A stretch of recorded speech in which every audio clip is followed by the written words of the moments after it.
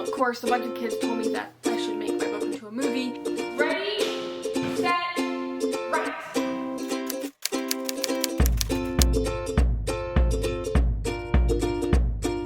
Welcome to another vlog. It's been a while since I've done one of these, obviously because of the pandemic, but today I'm going to do a school visit at a pretty small school. We're going to go there and teach a couple classes, and we're also, I'm quite excited about this, I'm also going to show all the kids at this school a preview of my Lydia of Mulberry, Glen book trailer, which I have not released yet because it's actually like not quite done, but it's mostly done. I just need my dad to help me with some special effects and color grading and that sort of thing.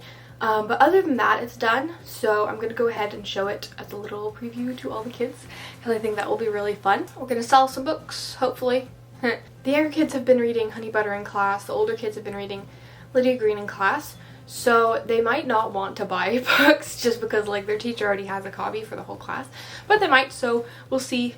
I'll bring a few of each copy of my book in my backpack and we'll see what happens. And this is actually like the first school visit I've ever done that I don't have a sore throat during the school visit, because both other times that I've done school visits I was stashing cough drops in my bag and carrying this big thing of tea and just like kind of like lugging it between classes, and it was not fun.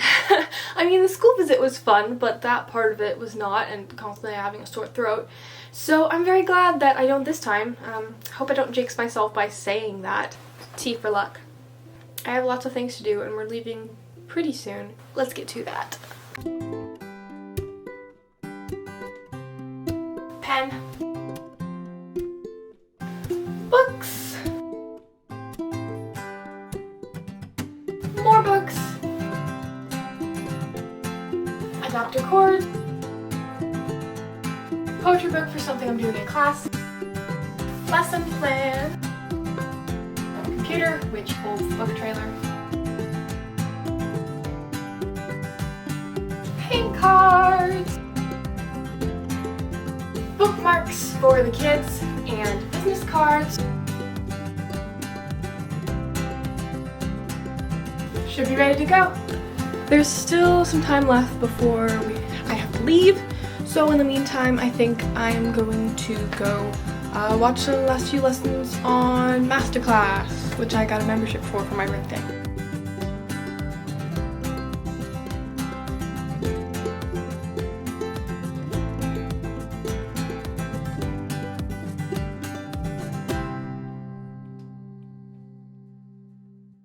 Got older, I started writing them down, and I started looking up publications. I always know who collects paint cards, like the cards on the cover, and like these cards that you see in paint stores and hardware stores. Paint cards, they have a color, obviously. Lots of different colors. Whoa. Yeah. Wow. So that you know what colors you might want to.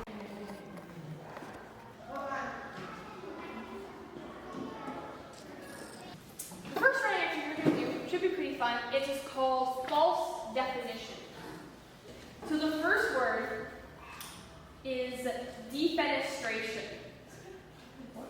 Defenestration? Yeah, does And anyone? it's a real word. It's a real word. Defenestration. Yeah. And the actual meaning is to throw someone out a window. Oh. But I want, okay, so now take defenestration and give it a definition that is not to throw someone out a window. It kind of sounds like you're in like a word that would be described down here in like a hard situation. Yeah, like, oh, I'm caught in defenestration. Yeah, that's a good one. It sounds like the definition of definition. The definition of definition.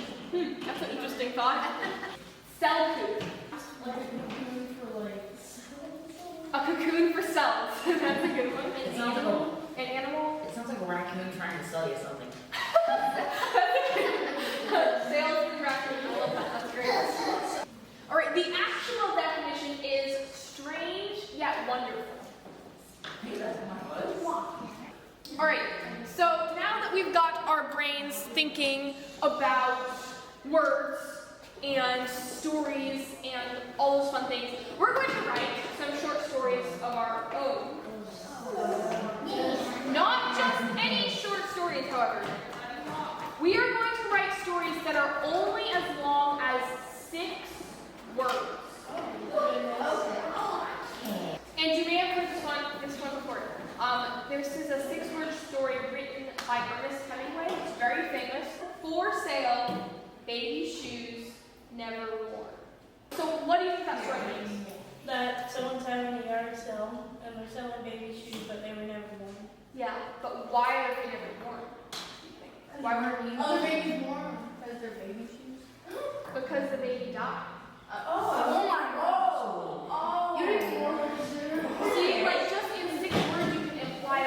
And obviously that's a very like sad example. Very sad. Yeah, but you realize in 6 words you can understand that much. Often limitations force you to be more creative.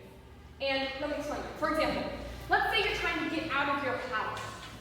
What do you do to get out of your house? You walk to the door. Yeah, you walk through the door, right? Obviously. What if the door disappeared? Cut a hole and you go out through the window. What if there's no windows and the walls are indestructible? Then how do you get out? You go through the roof like you break the roof. You break through the roof. So you see what I mean? The more we take away from the situation, the more creative you have to be to find a way out of the house, right?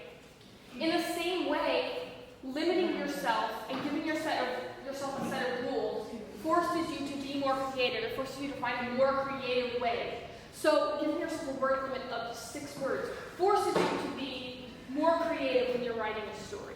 Pencils up. How many do? Just one? I don't know. And write. Free writing.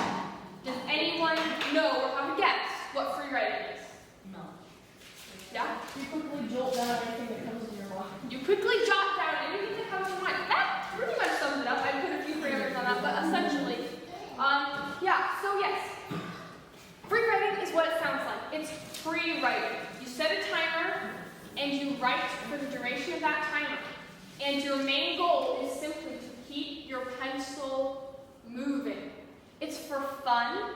It's for practice. It's not really meant to be good writing. It's just meant to be writing. You'll be able to say once it's over, I wrote something! Yay!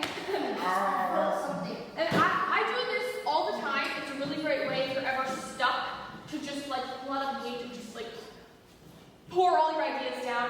Neil Gaiman, a famous author, once said, the first thing you do as a writer is explode. And I agree with that. The first thing you have to do as a writer is just explode out all your words, all your thoughts, all your ideas, everything, and just get it out. And once you've done that, then you can go back and you can rewrite and edit and make things better, but you can't edit a blank page. Ready, set, write. School visit went really well. It was super fun, as most of my school visits are. Just don't mind me, I'm taking off my shoes.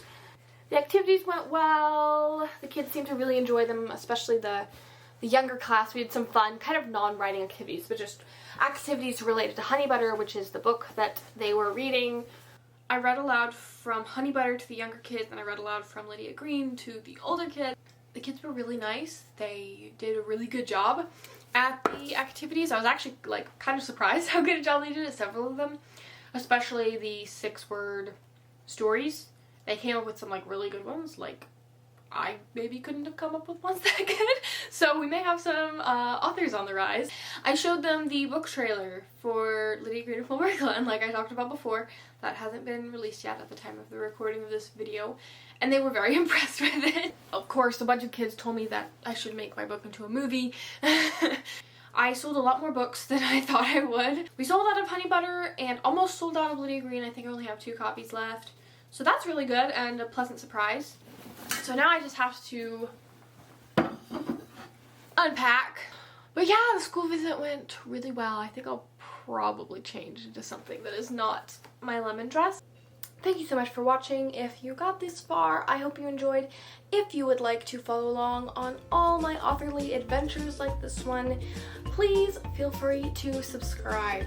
If you like this video, don't forget to give it a thumbs up. And if you want to see more of my author vlogs of various events and adventures, click up there. That's all for now. Millie Florence, out.